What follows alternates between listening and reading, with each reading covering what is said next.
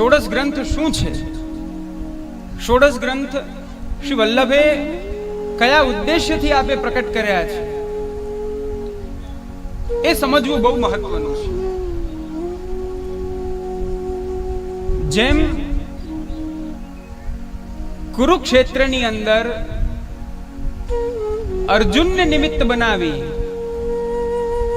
સર્વોપનિષદો ગાવો દુગ્ધા ગોપાલ નંદન, સકલ વેદ ઉપનિષદ શાસ્ત્ર એ બધાને ગાયના રૂપમાં કરી અને ગોવાળ એવા ભગવાને અર્જુનને, અર્જુન રૂપી વાછડાને પાર્થો વત્સઃ સુધી ભોગતા અર્જુન રૂપી વાછડાને નિમિત્ત બનાવી અને ગીતામૃત જેવું અમૃત રૂપી દૂધ આપે પ્રકટ કર્યું.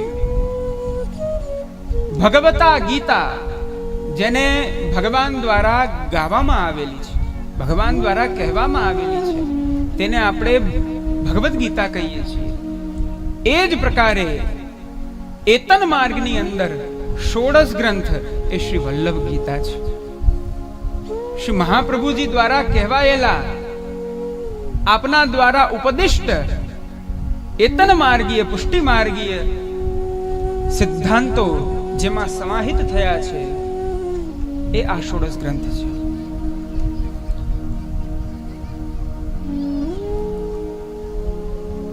એવું કહેવાય છે ભગવદ ગીતા માટે, ગીતા સુગીતા કર્તવ્યા કિમન્યૈ શાસ્ત્ર વિસ્તરૈહિ યા સ્વયં પદ્મનાભસ્ય મુખ પદ્માદ વિનિસૃતા. અદ્ભુત વાત બતાડી, કહ્યું કે જે વ્યક્તિએ પોતાના જીવનમાં શ્રીમદ ભગવદ ગીતાને સુગીતા અર્થાત એને આત્મસાત કરી લીધી છે, એના માટે પછી જીવનમાં અન્ય શાસ્ત્રોનું આલોડન કરવાનો એનો કોઈ જેનો અર્થ નથી. કારણ કે સર્વ ઉપનિષદોનો સાર, સર્વ વેદોનો સાર એ શ્રીમદ ભગવદ ગીતાની અંદર જ્ઞાન, કર્મ, ભક્તિ ઇત્યાદિ, સાંખ્ય ઇત્યાદિ યોગો દ્વારા ભગવાને સમગ્ર જીવ સૃષ્ટિને પ્રદાન કર્યું છે. એ જ રીતના ભક્તિ માર્ગની અંદર, શ્રી મહાપ્રભુજીના પુષ્ટિ ભક્તિ માર્ગની અંદર જ્યારે તમે ષોડશ ગ્રંથોનો આશ્રય લઈ, સિદ્ધાંત ગ્રંથો, ષોડશ ગ્રંથોનો આશ્રય લઈ અને જ્યારે તમે માર્ગને સમજો છો, તો જ્યારે ષોડશ ગ્રંથ સમજાઈ ગયા, વલ્લભ ગીતા સમજાઈ ગઈ, પછી હવે બીજું કાંઈ શેષ નથી રહેતું. માર્ગનો સંપૂર્ણ સિદ્ધાંત એ આ 16 ગ્રંથોની અંદર આવે છે. જેમ ભગવાને ભગવદ ગીતાની અંદર અર્જુનને નિમિત્ત બનાવ્યા છે, એ પ્રકારે શ્રી મહાપ્રભુજીએ આ ષોડશ ગ્રંથોમાં આપના અનન્ય નિજ સેવકોમાં અનેક સેવકોને નિમિત્ત બનાવી સમગ્ર વૈષ્ણવ સૃષ્ટિને આપે નાના નાના લઘુ ગ્રંથો આપે પ્રદાન કર્યા છે. એ આ ષોડશ ગ્રંથ છે. જે ષોડશ ગ્રંથના મુખ્ય 4 વિષયો છે.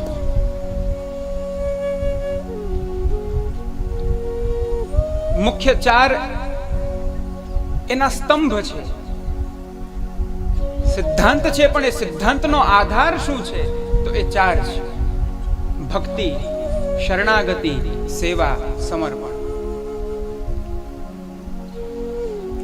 ભક્તિ માર્ગમાં પ્રવૃત્ત થનાર જીવના અંતઃકરણમાં જો ભક્તિ નથી, ભક્તિહીન છે, તો એ પ્રભુને પ્રાપ્ત નથી કરી શકતો. ભક્તિવાન છે પણ શરણાગતિથી રહિત છે, તો પણ આ માર્ગમાં એને ભગવત પ્રાપ્તિ નથી થઈ શકતી.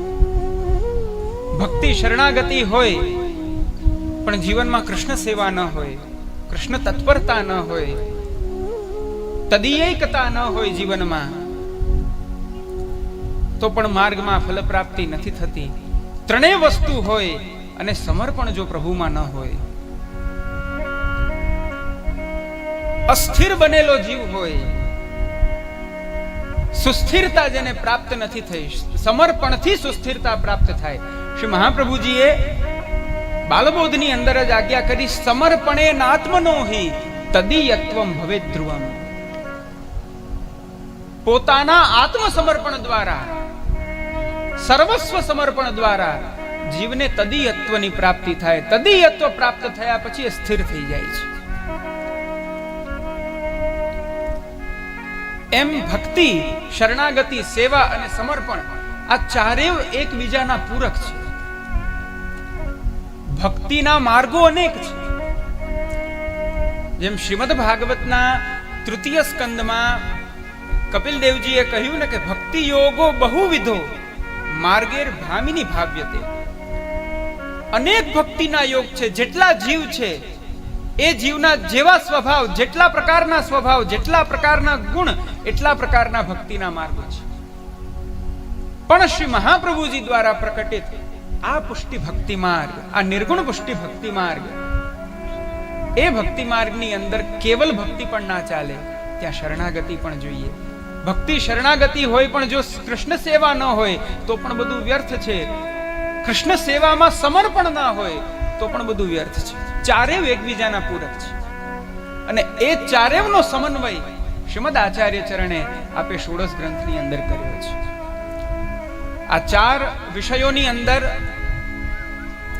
આપણે શરણાગતિ વિષયને લઈ અને શ્રી મહાપ્રભુજી દ્વારા પ્રકટિત ષોડશ ગ્રંથની અંતર્ગત નવમો ગ્રંથ કૃષ્ણાશ્રય શ્રી મહાપ્રભુજીએ લાહોરના સારસ્વત બ્રાહ્મણ બુલા મિશ્રને નિમિત્ત બનાવી અને આપે જે આ ગ્રંથને પ્રકટ કર્યો છે, એ શરણાગતિ રૂપ કૃષ્ણાશ્રય ગ્રંથનું 4 દિવસ યથામતિ યથાશક્તિ આપણે ચિંતન કરીશું.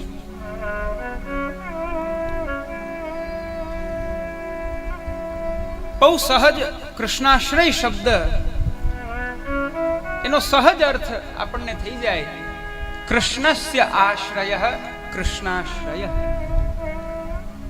જ્યાં કૃષ્ણનો આશ્રય છે, પરબ્રહ્મ પૂર્ણ પુરુષોત્તમ અનંત બ્રહ્માંડના જે અધિપતિ છે, જે કર્તુમ અકર્તુમ અન્યથા કર્તુમ સર્વ સામર્થ્યવાન છે, એવા જે શ્રી કૃષ્ણ છે, એ કૃષ્ણનો આશ્રય જેમાં નિરૂપિત થયો છે એ ગ્રંથને કૃષ્ણાશ્રય કહેવાય છે. જ્યારે આ કૃષ્ણાશ્રયનો સમાવેશ ષોડશ ગ્રંથની અંદર થાય છે અને આ કૃષ્ણાશ્રય ઉપર અનેક વિવેચનો થાય છે, માટે આપણે એને ગ્રંથની ઉપમા આપીએ છીએ. પણ યદ્યપિ મૂળ સ્વરૂપે જોવા જાવ તો કૃષ્ણાશ્રયને શ્રી મહાપ્રભુજીએ સ્તોત્રના રૂપમાં પ્રકટ કર્યું છે. આ પણ છેલ્લે ફલશ્રુતિમાં આજ્ઞા કરે ને, કૃષ્ણાશ્રય મિદમ સ્તોત્રમ યહ પઠેત કૃષ્ણ સન્નિધો. સ્તોત્ર છે. સ્તોત્રનો અર્થ થાય સ્તુયતે અનયા. જેમાં સ્તુતિ કરવામાં આવે એને સ્તોત્ર કહેવાય. અને સ્તુતિ એટલે શું? તો કહ્યું સ્તુયતે અનયા. જે પરંપરા, જે વિલક્ષણ પદ્ધતિ દ્વારા દુરારાધ્ય પ્રસન્ન ન થનારા એવા દુરારાધ્ય એવા પ્રભુ પણ પ્રસન્ન થઈ જાય, તુષ્ટ થઈ જાય, એવી જે એક વિલક્ષણ પદ્ધતિ છે એ પદ્ધતિને સ્તુતિ કહેવામાં આવે.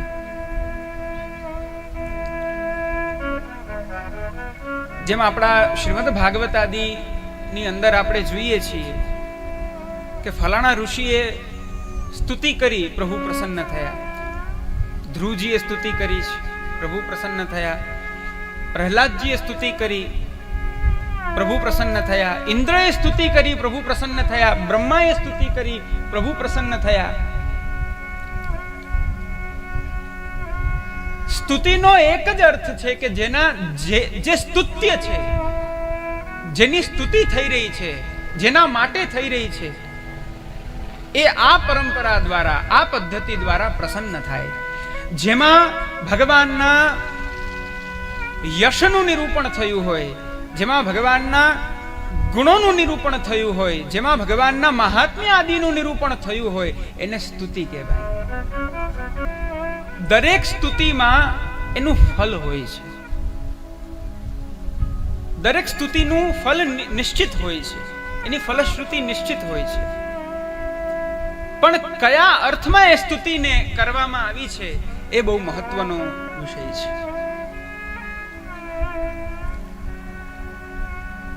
સ્તુતિ શા માટે કરીએ? ભગવાનને પ્રસન્ન કરવા છે.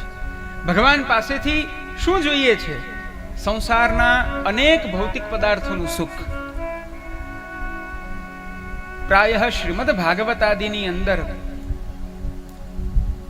વ્રજભક્તો વગેરેને છોડીને સર્વત્ર આ જ હેતુથી સ્તુતિ જોવામાં આવી છે. હા, વ્રજભક્તોએ ગોપી ગીતમાં સ્તુતિ કરી છે, પણ એમનો તો મુખ્ય વિષય જ ભગવાન છે. ત્યાં સર્વત્ર નિષ્કામતા છે.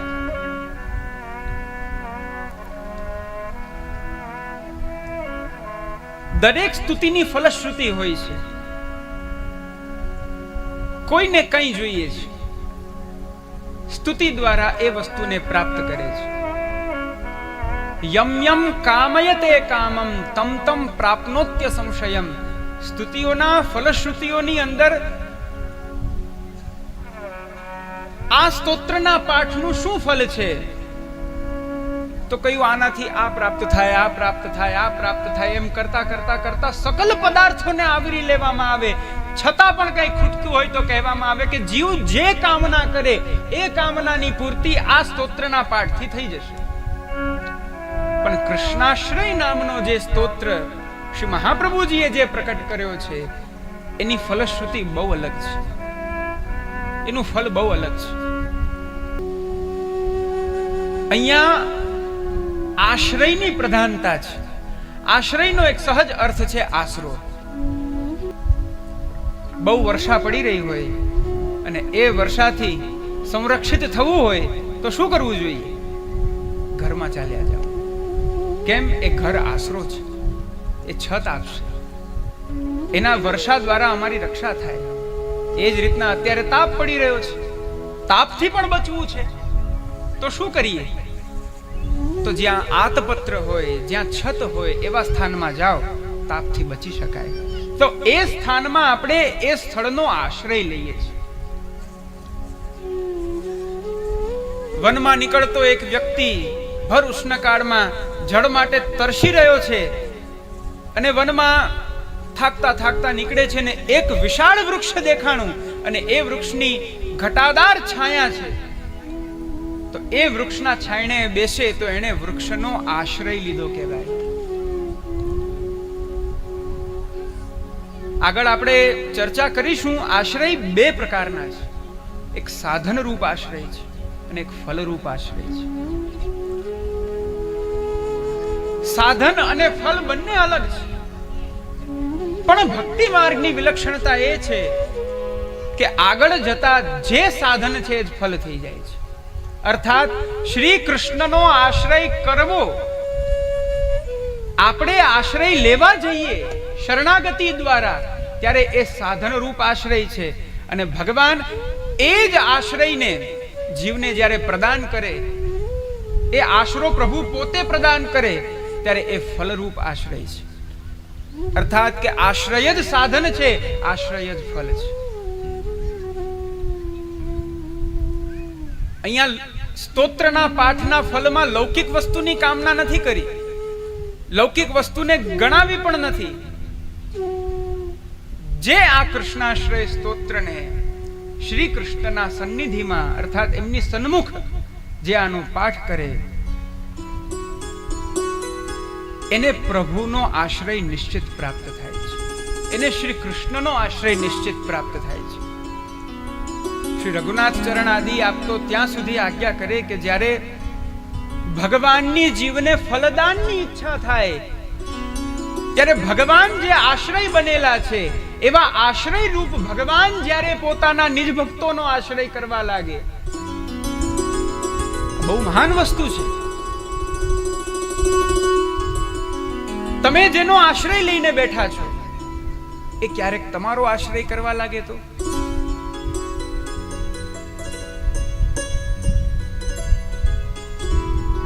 પ્રારંભમાં ભગવાન આશ્રય પ્રદાન કરે છે, પણ આગળ જતા જ્યારે જીવની માર્ગમાં સ્થિતિ થાય છે, શ્રી મહાપ્રભુજીની કૃપાથી શ્રી ગુસાઈજીની કૃપાથી જ્યારે જીવ પૂર્ણ રૂપથી તદાશ્રિત થઈ જાય છે ત્યારે ભગવાન એને તદીયત્વનું દાન કરતા સ્વયં જે આશ્રય રૂપ છે એવા આશ્રય સ્વયં ભક્તોનો આશ્રય કરવા લાગે.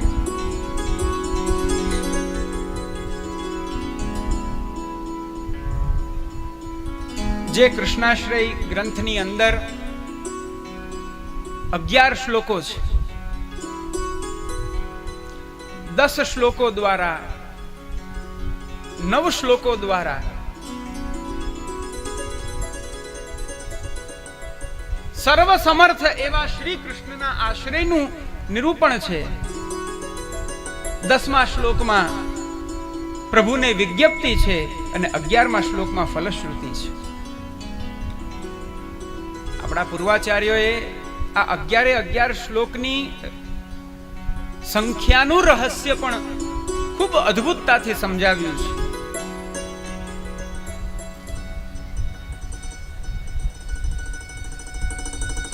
તે પૂર્વે જે આ ગ્રંથનો મુખ્ય વર્ણ્ય વિષય છે એના ઉપર આપણે થોડું ચિંતન કરીએ. શરણાગતિ, શરણ જીવ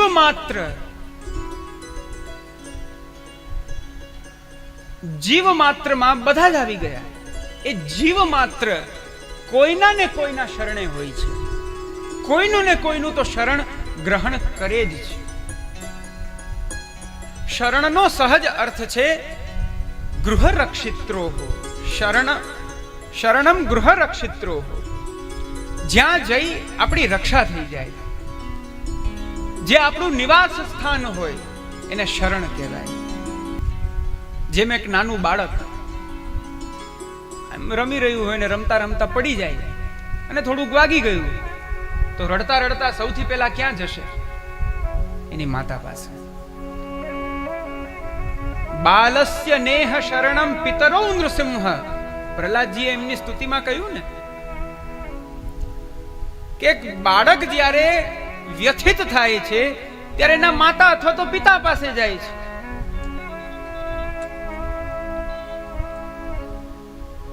પણ ત્યાં જઈને પણ જો એને નિશ્ચિંતતા પ્રાપ્ત ન થાય તો હવે ક્યાં જવું?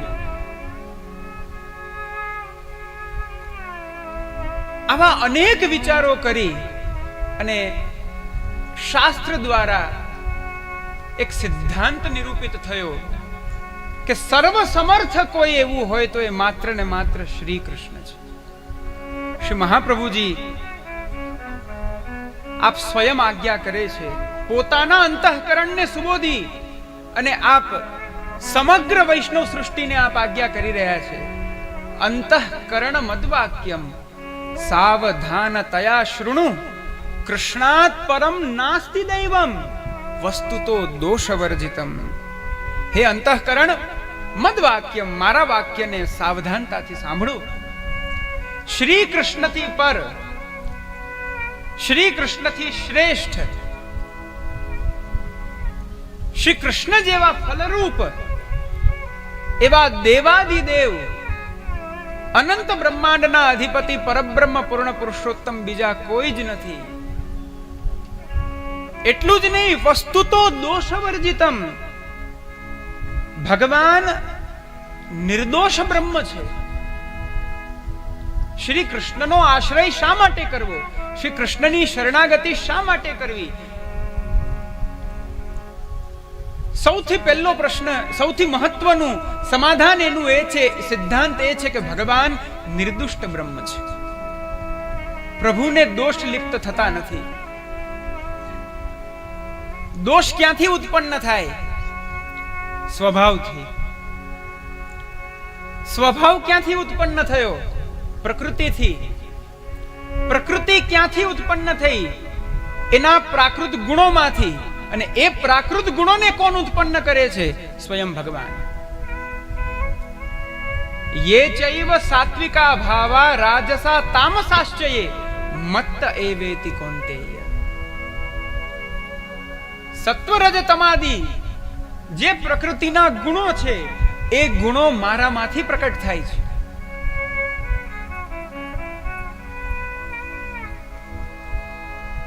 એને હું પ્રકટ કરું છું.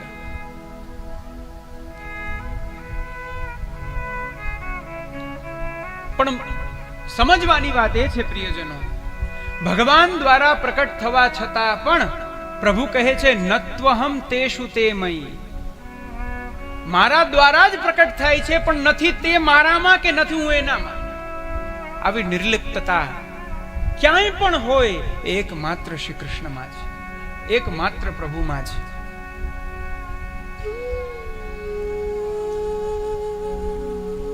તમે ક્રોધ કરો છો, આપણી અંદર ક્રોધ છે, ક્રોધ નામનું તત્વ છે ને, આપણે ક્રોધ કરીએ છીએ. ક્રોધ કર્યા પછી એવી અનુભૂતિ થાય છે કે હું ક્યાં ક્રોધ કરું છું. એ તો આ શરીરધારી જે આકૃતિ છે એ આકૃતિ દ્વારા ક્રોધ થાય છે. મેં થોડી ક્રોધ કર્યો, મને તો કોઈ પ્રકારનો સ્પર્શ નથી, હું તો નિર્લિપ્ત છું. આ પ્રકારે આપણે કહી શકીએ છીએ. આપણે ક્રોધમાં લિપ્ત થઈ જાય છે, ક્રોધમાં એટલા તન્મય થઈ જાય છીએ કે આપણે આપણું સ્વરૂપ આખું પરિવર્તિત કરી દઈએ છીએ. જ્યારે ભગવાન પ્રભુમાંથી તમોગુણ પણ ઉત્પન્ન થાય છે, પ્રભુ સ્વયં તમોગુણને પ્રકટ કરે છે, પણ પ્રભુ એમાં લિપ્ત નથી થતા.